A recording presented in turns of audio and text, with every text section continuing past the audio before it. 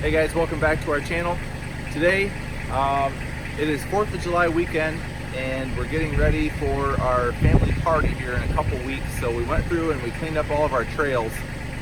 Trails on the property. If you haven't watched this channel before, we've got about 4 miles of trails on our property. And the boys have been doing this during the day. They're on school break, summer break here. They notified me that there is a rather large tree across part of the trail and it's going to require a chainsaw and some manual labor to get it out of the way. So that's what we're going to do today. So you see I got my safety glasses on, I've got the chainsaws loaded up, gloves on. Let's go trim a tree.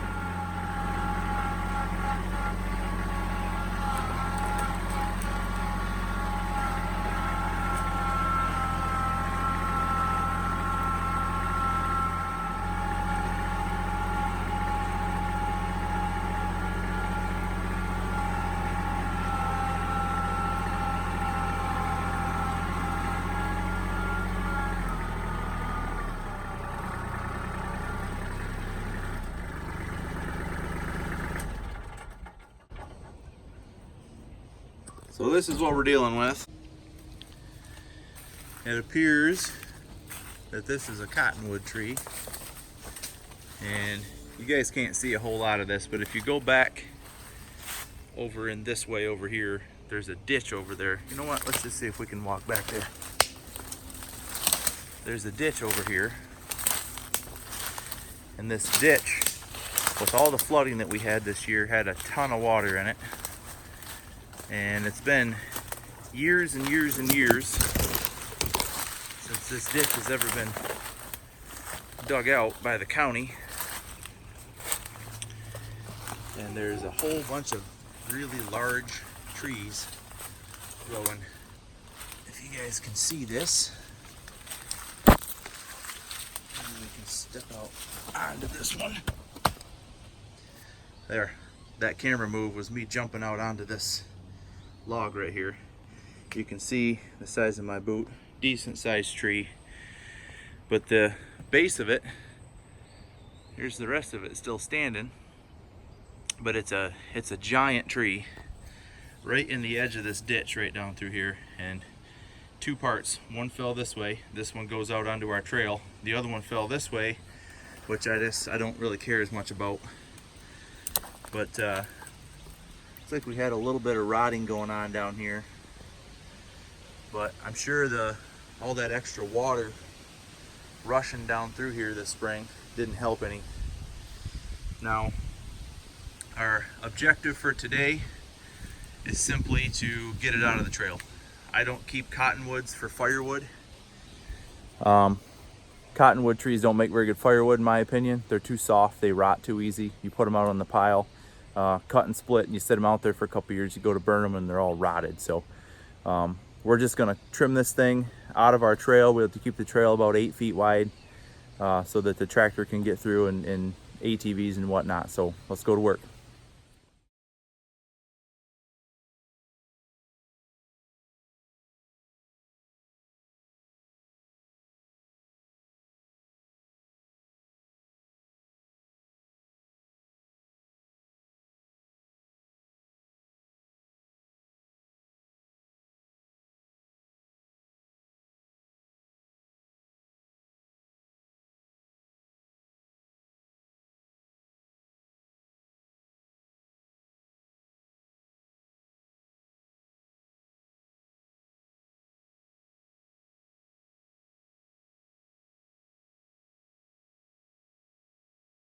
So now we got our trail opened. Perfect. So I didn't cover this yet. This, when the cottonwood tree fell over, it took a little cherry tree with it and it splintered it at the bottom. There was no way that tree was going to stand back up. So I went ahead and cut it. That's this stuff right here. That's cherry. That'll make good firewood. That's a good hard wood. We did knock over a couple of smaller trees here, but I think they will stand back up over time. And if they don't, they can grow like that. That's fine. But when you're out here in the woods, if you don't know what poison ivy looks like, you should educate yourself. This is poison ivy. So leaves of 3, let it be, the old saying. 1, 2, 3, right there. And the jagged edge on one or both sides. Here's another good example. Leaves of 3, let it be, right there in the center of the camera. So this is poison ivy. We have it, we have it quite a bit in this woods. In this particular spot, it's growing up as a vine on the side of this tree. So you just gotta watch for it. It is around here.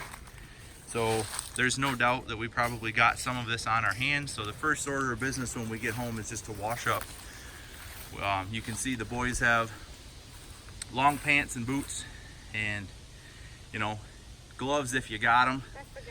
But, you know, you get back to the house, and what causes the burns, or not the burns, but the blisters with poison ivy is the oil that's on them, that oil called urushiol. And if you wash that off very shortly after being exposed to it, it lessens your chance of getting poison ivy by a lot. So, you know, we're gonna wrap this up right here and head back to the house, stack this firewood. And oh, there's that other tree. There's the second one. We're not gonna mess with that. It's not on the trail. Yeah, Mark's right. So let's load this stuff up here and be on our way.